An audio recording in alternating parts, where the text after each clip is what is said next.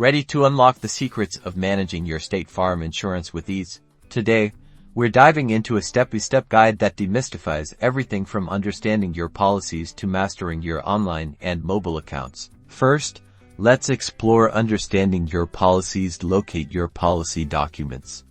You probably received them by mail, or check your email for digital versions. Examine the coverage details, deductibles, and the effective dates on each document. Understand what each policy covers, whether it's your home, car, or life. Next, let's get into managing your account online. Go to the State Farm website and log in. If you don't have an account, you'll need to register by entering your policy number and personal information. Once logged in, the dashboard will likely showcase your current policies, payment options, and claim filing processes. Then, let's shift gears, this time using the mobile app, which is great for on-the-go access. Download the State Farm app on your smartphone.